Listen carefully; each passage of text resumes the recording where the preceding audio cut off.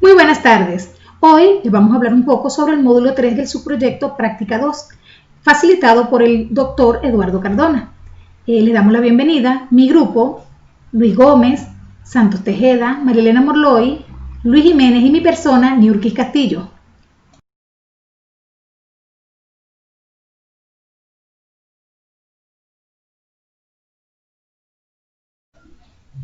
Les voy a hablar un poco sobre el libelo de demanda civil. Pero antes de entrar en materia en lo que es la demanda civil, quiero hablar sobre el libelo de demanda en sí, o solo. Digamos que el libelo de demanda es la petición o el petitorio, memorial o demanda, entendiéndose así como el escrito por el cual el actor o demandante ejercita un juicio civil o una o varias acciones y entabla recursos en la jurisdicción contencioso-administrativa, es decir, donde el demandante activa un tribunal civil para realizar un petitorio. Este escrito debe presentar ciertos requisitos o ciertos elementos. Uno o el primer requisito son de carácter subjetivo. Respecto al demandante, debe obtener el nombre, datos y circunstancias de identificación del actor. Por ejemplo, nombre y apellidos del procurador que ostente su representación técnica, nombre y apellido del abogado interviniente. Respecto al demandado, nombre y apellido, por supuesto, del demandado, y el domicilio donde se pueda ser citado o emplazado. Además, este libelo de demanda debe contener los hechos. La demanda debe contener debidamente enumerados y separados los hechos a través de los cuales el actor o demandante contemple el relato fáctico de su posesión procesal, indicando de una manera clara y ordenada aquello que configure la acción. Además de los hechos, debe presentar los fundamentos de derecho.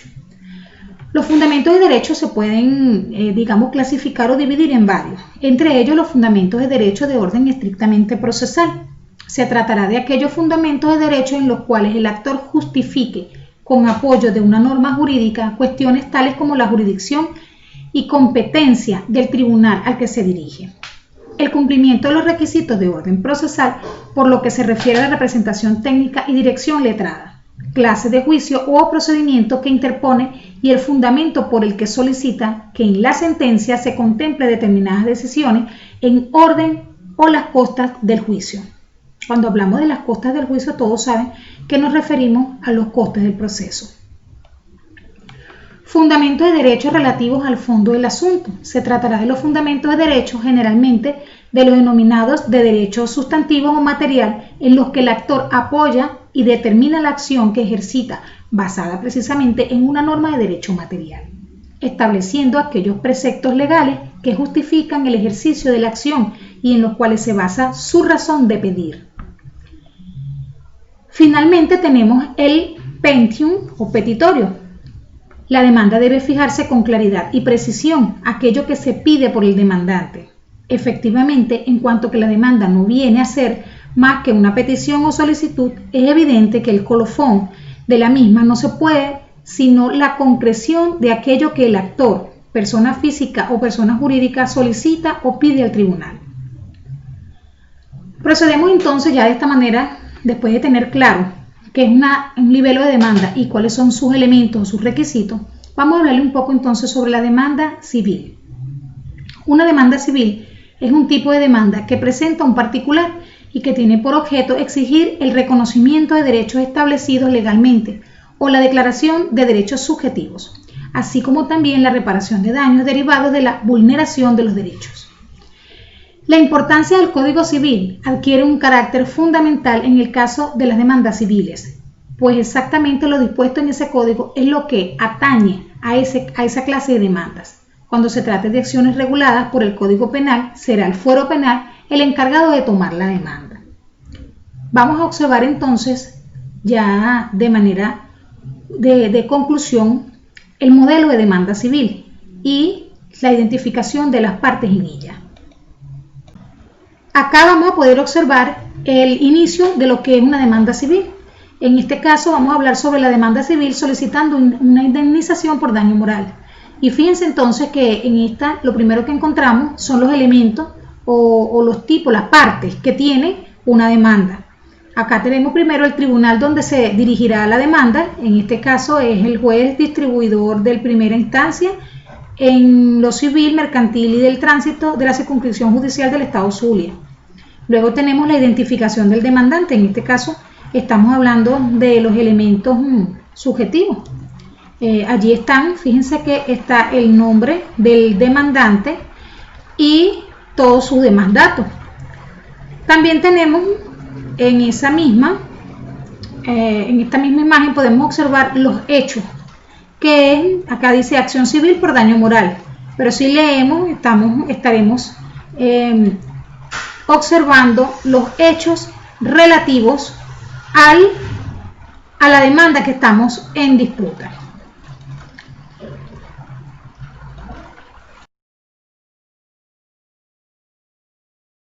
Derecho.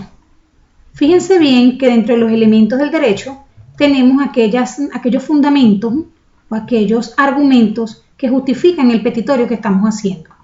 En el caso de nuestra demanda acá podemos observar aquellos que se refieren a la norma o a la Constitución y a la doctrina. Cuando hablamos de doctrina estamos hablando del conjunto de enseñanzas que se basa en un sistema de creencia. O sea, son principios existentes sobre materia determinada, en este caso sobre la jurídica. Ya en esta última diapositiva podemos observar la última parte del libelo de demanda, que es el petitorio. Asimismo, vamos a observar el fundamento por el cual se hace ese petitorio, en este caso la cuantía, la medida preventiva y el domicilio procesal. Este sería la última parte del libelo de la demanda civil. Muchas gracias por su atención, espero hayan entendido lo que es el libelo de demanda, y en esta oportunidad lo dejo con mi compañero Luis Gómez. Sean todos bienvenidos. En esta oportunidad disertaremos sobre el documento de demanda laboral, el cual inicia un proceso o un litigio jurídico entre una empresa y un trabajador que ha sido despedido. Según lo expresado en la Ley Orgánica Procesal Laboral en su título séptimo, donde el artículo 127 nos indica que toda petición o solicitud deberá ser introducida por escrito ante los tribunales de primera instancia en cuanto a lo que es sustanciación, mediación y ejecución. Existen unos requisitos necesarios, ¿sí?, que debe llevar este escrito o demanda para ser introducido en estos tribunales. Uno de ellos es el nombre y apellido y domicilio del demandante y del demandado, ¿sí? Deben estar expresamente identificados tanto el demandante como el demandado. Si el demandante fue una organización sindical, la demanda la intentará quien ejerza la personería jurídica de esta organización. Si se demandara a una persona jurídica, los datos concernientes a su denominación, domicilio y lo relativo al nombre y apellido de cualquiera de los representantes legales, estatutarios o judiciales. ¿Qué otra cosa debe llevar este libelo o escrito de demanda? Bueno, debe llevar el objeto de la demanda, es decir, lo que se pide, lo que se reclama, ¿sí? Debe llevar una narrativa de los hechos en que se apoye tal demanda.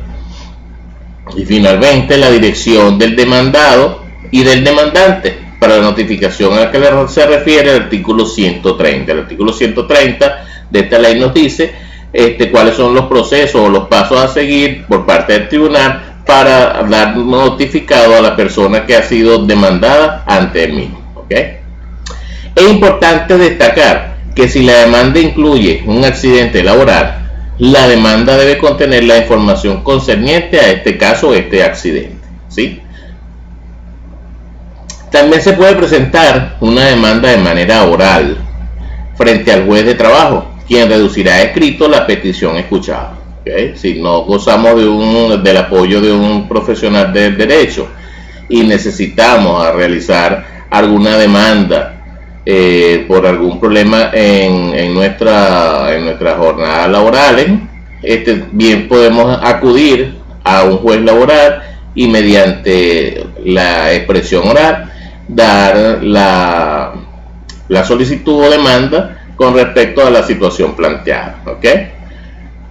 Ahora bien, en cuanto a las partes constitutivas del documento que ya conversamos anteriormente, lo iremos viendo de manera ilustrativa con un ejemplo, con unas láminas, ¿ok? Entonces, bueno, continuamos con las láminas para ver cuáles son las partes constitutivas de este documento.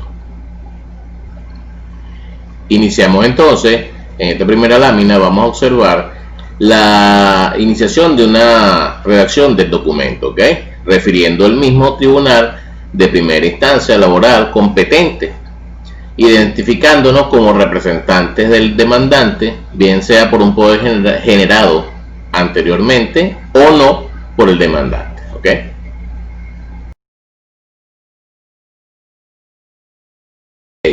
Ahora, luego de que nos hayamos presentado nosotros como representantes legales del demandante, vamos a identificar tanto al demandante como a la persona demandada. Entonces iniciamos con los requisitos antes mencionados, como lo es la identificación del demandante y la relación laboral o relación de trabajo del mismo que posea con la empresa. Ahora bien, se identifica claramente la parte demandada, con el fin de poder notificarlo sobre el procedimiento iniciado en su contra, según lo reflejado en el artículo 130 que hablamos al principio. Siguiendo con los requisitos de forma, a continuación se plasmará el objeto de la demanda, explicando los hechos que la sustentan. Esta parte de la demanda incluye toda aquella información de los beneficios socioeconómicos que goza el trabajador, así también como los cálculos para realizar estos beneficios. Eso puede ser como salarios, horas extras, bonificaciones, etc. Finalmente, se realiza el petitorio, que define de manera clara y soportada la solicitud que persigue el documento de demanda, así como la solicitud de notificación de parte del tribunal a la empresa demandada para que responda a la solicitud. Agradeciendo por su atención, los dejo con la compañera María Morloy, quien les va a conversar o disertará sobre lo que es la demanda en civil. Muchas gracias. Compañero Luis Gómez, quien les habla María Morloy con la contestación de la demanda según el procedimiento civil venezolano, el cual nos brinda oportunidades para contestar la demanda de dos siguientes maneras. Uno, cuando se haya opuesto a cuestiones previas y cuando no se haya opuesto a cuestiones previas. Cuando las partes demandadas es citada, no es solo para que ocurra ejercer el derecho de defensa. Según el Código de Procedimiento Civil venezolano, tenemos que es citado para que ocurra contestar la demanda, pues no hacerlo y oponerse a cuestiones previas, que no es contestar la demanda. Es decir, el hecho de asistir a un lugar a colocar una serie de documentos no significa contestar la demanda.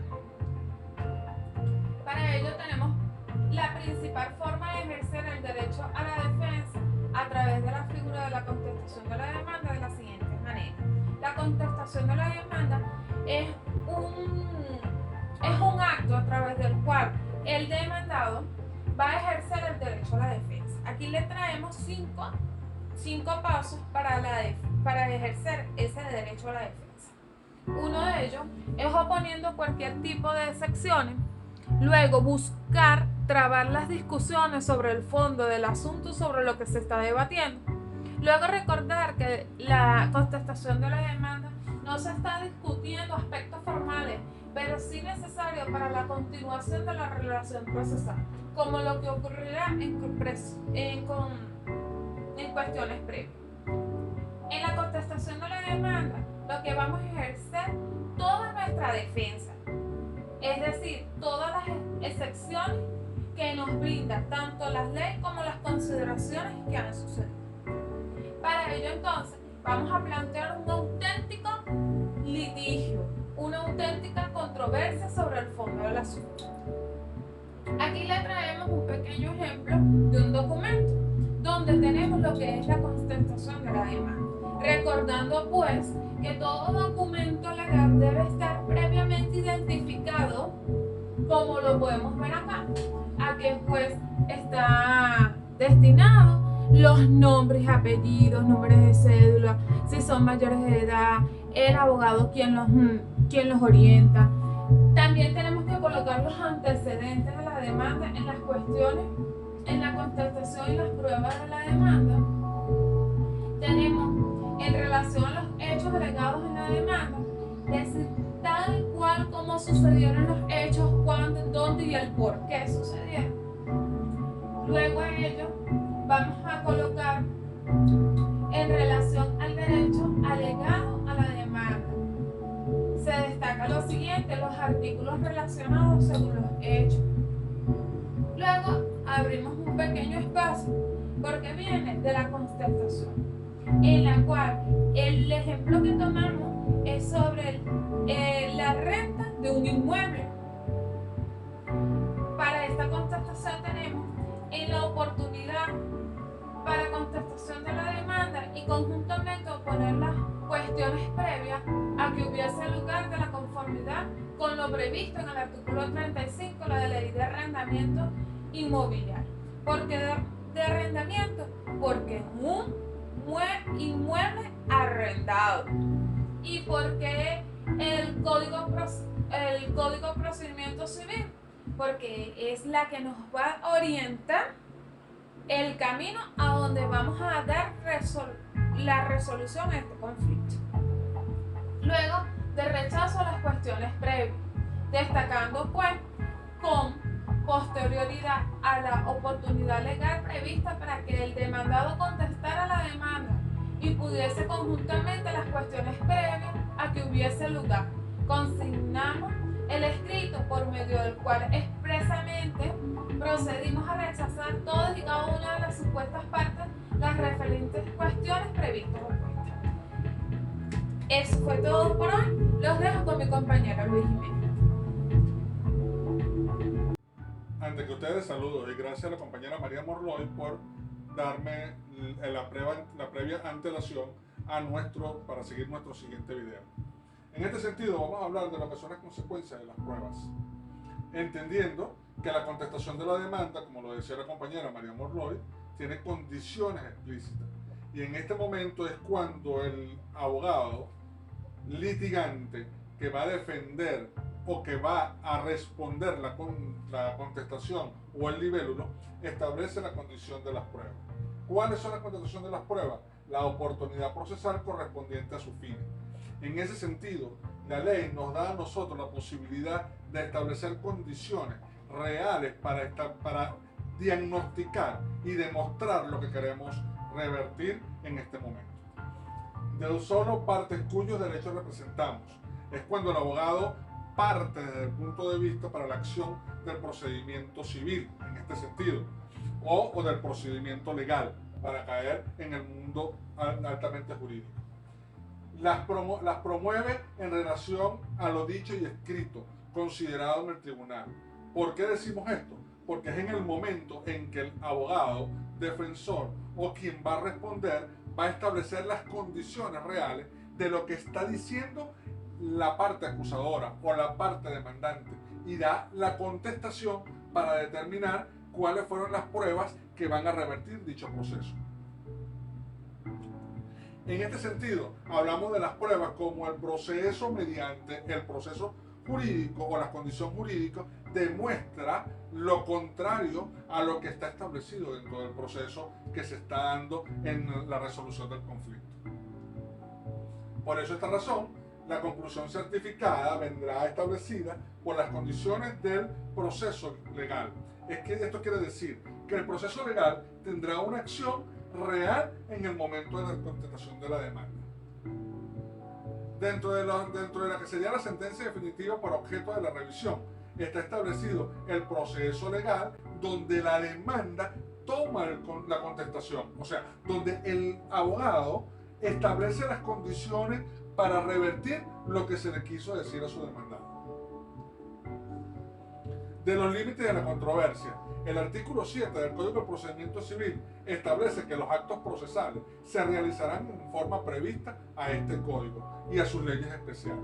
Esto quiere decir que en el artículo 35 de dicha ley, cuando estamos hablando de lo que hablaba la compañera María Morloy en el proceso de lo que tiene que ver con la ley de inquilinato, establece la contestación de dicha demanda. Esto para que tengamos una idea de cómo el procedimiento civil o el Código del Procedimiento Civil nos da y nos garantiza la defensa de fondo. Es claro de resaltar que por ende nosotros tenemos que tener tiempos específicos. Recuerden que el Código Civil venezolano y el Código de Procedimiento Civil tienen lapsos exclusivos para determinar lo que es el factor de la contestación. Por lo tanto, nosotros debemos respetarlos. Esto quiere decir que en el momento que nosotros verificamos dicha petición, daremos respuesta a la contestación. Ha sido un placer para mi persona haber compartido con ustedes durante este video sobre lo que tiene que ver con la contestación de la demanda y la comisión de las pruebas, y dejo a mi compañero Santos Tejeda. Soy Santos Tejeda. Siguiendo con la exposición, les hablaré sobre los informes y su redacción. El concepto de informe, como derivado del verbo informar, es la descripción oral o escrita de las características y circunstancias de un suceso o asunto. Se trata, en otras palabras, de la acción y efecto de informar. En el ámbito del derecho, un informe es la exposición total que hace el abogado o el fiscal ante el tribunal que debe fallar en este proceso. Los informes son las conclusiones escritas que presentan las partes al tribunal en el lapso procesal correspondiente, contentivas de todos los pormenores del asunto que se va a debatir, así como de los hechos y circunstancias a los que ellas dan importancia capital para la solución de dicha controversia. En los informes de las partes, cada interesado va a presentar al tribunal sus conclusiones sobre el mérito de la causa a la luz de los elementos probatorios recogidos en la fase anterior. La institución procesal de los informes, con anterioridad a la vista y sentencia de la causa, está prevista en los artículos 511 al 515 del Código de Procedimiento Civil vigente y representa una de las innovaciones sistemáticas más considerables. Ahora bien, en cuanto a los términos para presentar informes en primera instancia, tenemos que el artículo 511 del Código de Procedimiento Civil señala que si no se hubiere pedido la constitución del tribunal con asociación en el término indicado en el artículo 118, los informes de las partes se presentarán en el 15º día siguiente al vencimiento del lapso probatorio a cualquier hora de las fijadas en la tablilla a que se refiere el artículo 192. Pedida la acción de asociados, los informes de las partes se presentarán en el 15º día siguiente a la constitución del tribunal con asociados. De igual manera, el artículo 512 señala: las partes presentarán sus informes por escrito, los cuales se van a agregar a los autos. La falta de presentación de estos informes no produce la interrupción de la causa y el tribunal dictará su fallo en el plazo indicado en el artículo 515. Tenemos también la forma para presentar dichos informes en primera instancia. Las partes presentarán sus informes por escrito, los cuales se van a agregar a los autos. Sin embargo, el juez, a solicitud de parte, podrá fijar uno o varios días para que las partes lean dichos informes. Por otra parte, está la presentación de informes en segunda instancia. Si la sentencia apelada es definitiva, los informes se presentarán en el 20º día siguiente al recibo de los autos. Si se trata de una sentencia interlocutoria, en el 10º día siguiente. Es decir, que el término se efectúa desde el día siguiente de la fecha después de haber recibido la nota. Por lo general, los informes deben contener lo siguiente: el objeto del informe, desarrollo de la cuestión estudiada, conclusiones, y cuando el informe es extenso, suele acompañarse con un resumen que no es más que los aspectos esenciales del informe. En cuanto al vocabulario y redacción empleada, ha de ser precisa y sencilla, teniendo en cuenta la capacidad de síntesis. Esperando que dicho video sea de provecho, gracias por su atención. En nombre del equipo, Niurki Castillo, María Morloy, Luis Gómez, Luis Jiménez y quien les habló, Santos Tejeda.